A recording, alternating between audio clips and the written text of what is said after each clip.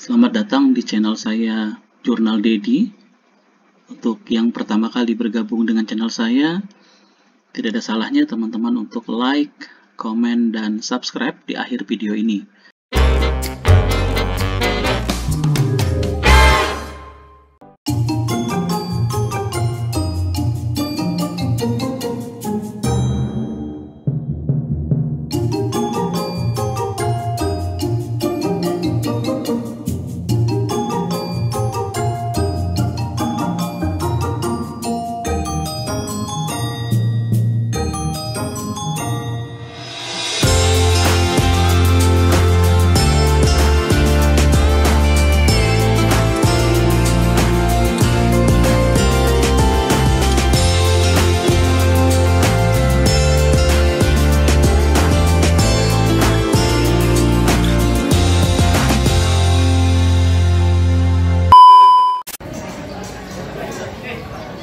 Assalamualaikum warahmatullahi wabarakatuh.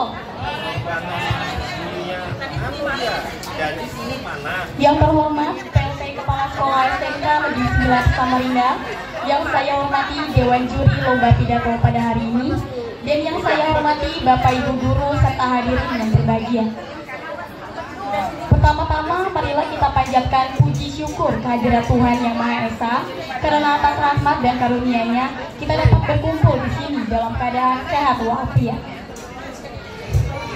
Tak kenal maka tak sayang, makanya saya akan memperkenalkan diri saya. Assalamualaikum warahmatullahi wabarakatuh. Perkenalkan, nama saya Cantika Dwi Agustin. Saya perwakilan dari kelas 11 BDP 2. Hadirin yang berbahagia, kita semua tahu bahwa pemuda selalu menjadi bagian penting dari sejarah perubahan sejak dulu hingga sekarang. Banyak revolusi, gerakan, dan kemajuan besar yang dimulai dari semangat dan tekad para pemuda. Pemuda memiliki energi, kreativitas, dan keberanian untuk bermimpi. Sejarah bangsa kita sendiri mengajarkan bahwa pemuda adalah ujung tombak dalam berbagai peristiwa penting. Seperti Sumpah Pemuda pada tahun 1928 yang menjadi tonggak persatuan Indonesia. Namun, perubahan bukan hanya tentang masa lalu, tetapi tentang apa yang bisa kita lakukan sekarang dan ke depan. Di era globalisasi dan teknologi serba cepat ini, tantangan yang kita hadapi jauh lebih kompleks. Persaingan global, masalah sosial, perubahan ilmu, dan perkembangan teknologi menuntut ini. Sebagai pemuda, untuk lebih proaktif dan kreatif dalam mencari solusi. Sebagai generasi muda, kita memiliki peran penting dalam menggerakkan perubahan di berbagai bidang. Di bidang pendidikan, kita harus berani menciptakan inovasi dan menjadi pelopor dalam menyebarkan ilmu pengetahuan. Di bidang teknologi, kita harus mengambil peran sebagai pencipta, bukan hanya sebagai konsumen. Di bidang lingkungan, kita harus menjadi garda terdepan dalam menjaga melestarikan alam untuk generasi mendatang. Namun, hal ini tidak mungkin tercapai jika kita hanya diam dan menunggu. Kita harus memiliki semangat kritis, berani bertindak, dan terbuka terhadap perubahan.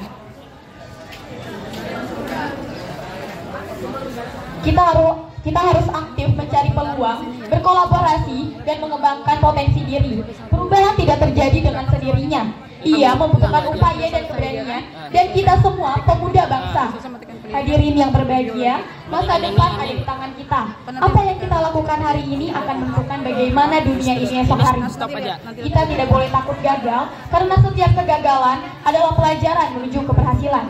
Jadilah agen perubahan di lingkungan kalian, di keluarga, di masyarakat, dan di bangsa lain.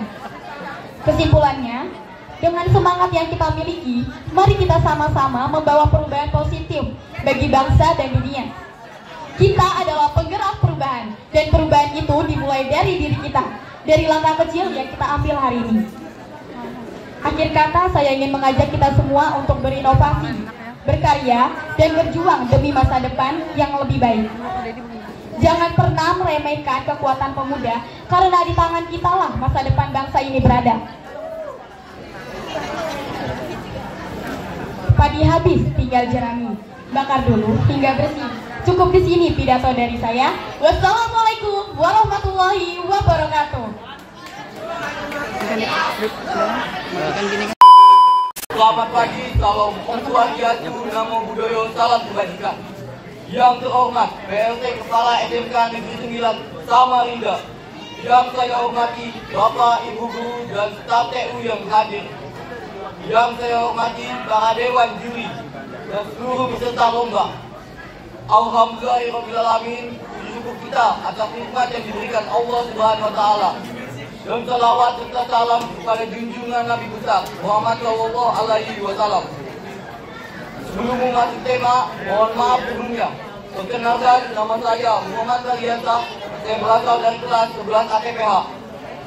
Saudara-saudara dan para juri yang terhormat, kita hidup di era teknologi yang menawarkan tantangan dan peluang yang belum pernah kita alami sebelumnya. Teknologi telah membuat cara kita hidup, bekerja, dan belajar. Namun, di tengah semua perubahan ini, kita juga melihat munculnya banyak perpecahan dan banjir informasi yang salah yang mengancam persatuan kita. Pertama, kita perlu menyadari bahwa teknologi hanyalah alat. Bagaimana kita menggunakannya sangat bergantung pada niat dan nilai yang kita anut. Mari kita manfaatkan peluang digital untuk bersikap baik, menghormati satu sama lain, dan saling belajar, sehingga hubungan sosial kita bisa semakin kuat dan polarisasi dapat berkurang.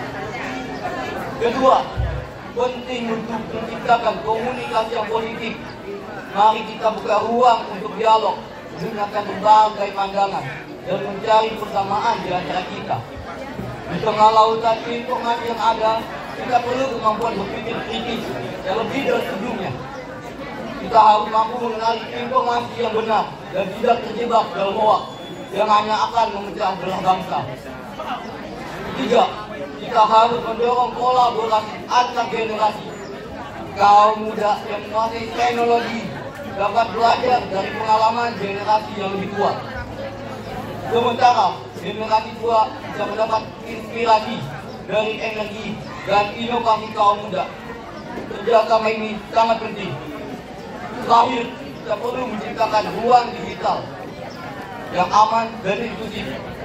Setiap orang berhak diperlakukan sebagai individu yang berharga, tidak peduli dari mana mereka berasal. Dengan menciptakan suasana yang positif, kita bisa bersama-sama mencapai tujuan yang lebih besar. Saudara-saudara, masalahnya bukan pada era digital itu sendiri, tetapi bagaimana kita memanfaatkannya. Mari kita jadikan teknologi sebagai jembatan untuk memperkuat persatuan kita, bukan sebagai penghalang.